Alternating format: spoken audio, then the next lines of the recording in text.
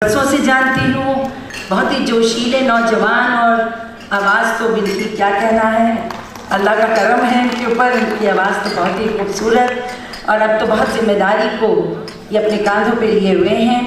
और हमारे बीच हमारे बहुत ही प्यारे अभी जो इतना अच्छा आपके बीच में बोला और दिल से भी बहुत अच्छे इंसान हैं नीरज बोरा जी, ज़ीशान साहब, यहाँ मौजूद सभी हमारे जितने मेहमान हैं, हसन साहब, आप और सभी गेस्ट। अभी नीरज जी ने बहुत ही जज्बातों को छूने वाली बात कही। हेल्प यू को मैं भी मुबारकबाद दूंगी कि उन्होंने अपने चैरिटेबल इंस्टीट्यूशन के ज़रिए एक ऐसे मुद्दे को उठाया है जो यकीनन एक बहुत ही अहम मुद्दा है इस देश के हेल्थ को लेकर, स्वास्थ्य को लेकर।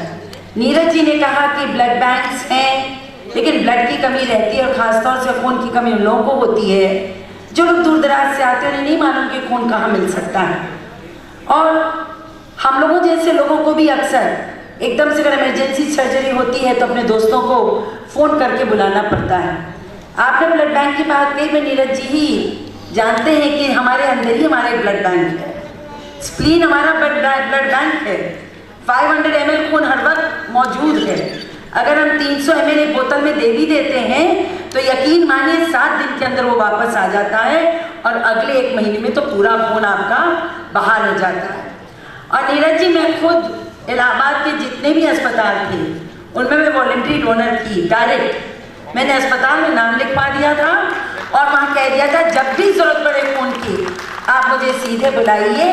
और आपको जानकर ये बड़ी खुशी होगी कि मैं 14 बार ब्लड डोनेट कर चुकी हूँ अपने लाइफ में। यूनिवर्सिटी पढ़ाने जाती थी, फ़ोन आ जाता था, रीता जी आ जाइए जल्दी से, एक औरत है उसकी डिलीवरी हो रही है, हेमरेज हो गया है। मैं क्लास छोड़कर जाती थी, ब्लड देकर फिर वापस लौट के क्लास लेने लगती थी। ये बड़ा एक वहम सी बात है कि अगर सिरींज में भी पूरी बोतल सिरींज देख ली तो घर पे आके अनार का जूस पीने लगते हैं। ऐसा कुछ नहीं है, हम सब के अंदर एक्स्ट्रा ब्लड है और अगर खून हमारे किसी गरीब के या किसी ज़रूरतमंद के काम आ जाए तो यकीन मानिए हौसले से वो खून दुगना हो जाएगा। वो तो वापस आना तो बहुत छोटी सी बात है। तो मैं बार बार कहती हूँ कि blood donation is a really noble act और हिंदुस्तान में बहुत कमी है हेल्दी ब्लड की, अच्छे खून की बेइंतहा कमी है इस मुल्क में, इस देश में। और जितना यूनिट चाहिए उसका शायद 50% भी अवेलेबल नहीं होता है।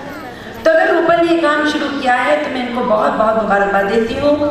अभी हाल में ही एक एक्सीडेंट हो गया था, उसमें बहुत खून चाहिए था, हमारे साथ कई लोग थे, 7-8 बोतल खून चाहिए था। मैं फिर तैयार थी लेकिन डॉक्टर्स ने लेने से मना किया, शायद 50+ का खून जल्दी नहीं लेते हैं, probably it's not as healthy as it should be. तो हम सबको ब्लड डोनेशन में इंटरेस्ट दिखाना चाहिए। या तो आप इनके संस्था के साथ आप रजिस्टर हो जाइए या सरकारी अस्पतालों में अपना नाम बता दीजिए किसी दोस्त को या वहाँ पर एडमिनिस्ट्रेशन को और वो आपको बुला लेंगे जब उनको ज़रूरत होगी। मैं जगजीत सिंह जी को ज़रूर आज सलाम करना चाहूँगी because he is the king of ghazal. और जगजीत सिंह जी ने सच पूछे तो गज़ल की रवायत को हिंदुस्तान में फिर से शुरू किया और 50 साल की मेहनत के बाद आज उन्होंने गज़ल को उस मुकाम पे पहुंचा दिया है कि एक बार फिर से गज़ल जो हमारा ट्रेडिशनल आर्ट फॉर्म है उसको उन्होंने फिर से कायम कर दिया है। तो आज की शाम हम उनको सचमुच सलाम करते हैं। मिथिलेश जी और उनकी कंपनी जो आएगी उनकी याद ताज़ा करेगी। क्या दर्द आवाज़ में, क्या गहरे जज्बात थे। और गज़ल कंटेंट होता है, उसमें एक थॉट होता है, सोच होती है, अल्फाज होते हैं, जज्बात होते हैं। आजकल के गाने तो न जाने क्या है भाई नावेद जी, हम लोग तो सुन के घबरा रहे हैं। जो सबसे पॉपुलर सॉन्ग है वो सुनने काबिल ही नहीं होता है। लेकिन गज़ल एक ऐसी चीज़ है जो दिल को छू कर जाती है। और यकीन मानिए हमारी जो सेंसिटिविटी कम होती जा रही है वो इसलिए कम हो रही है कि हम लोग जज्बातों से दूर होते जा रहे हैं।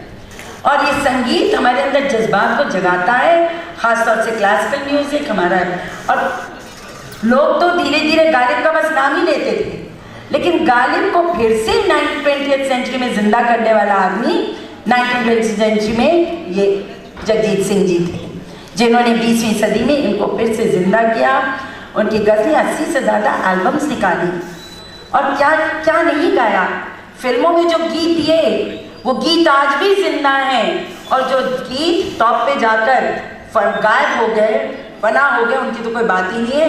पर जगजीत सिंह जी के बनाए हुए, कंपोज किए हुए, लिखते थे, कंपोज करते थे, गाते थे, सोचने पे मजबूर भी कर सके। तो मैं मिथिलेश जी ग्रुप को मुबारकबाद देती हूँ कि आज वो इश्राक को लाइव करेंगे।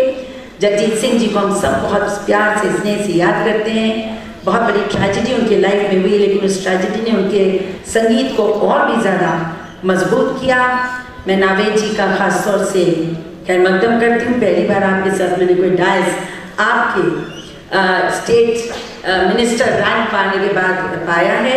मैं सभी नौजवानों को अपनी ओर से बहुत बहुत आशीर्वाद देती हूँ, दुआएं देती हूँ कि आप सब बहुत आगे बढ़ें और अपने लखनऊ की रवायत को, अवध की रवायत को कायम रखें, क्योंकि हम तहजीब की नगरी हैं और हमारा जो कल्चर है, जो तहजीब है, वो पूरी दुनिया में मशहूर है। इसको कायम रखें। आप सबका बहुत बहुत शुक्रिया, खासतौर से रूपल और हर्ष का, जिन्होंने मुझे आने का मौका दिया।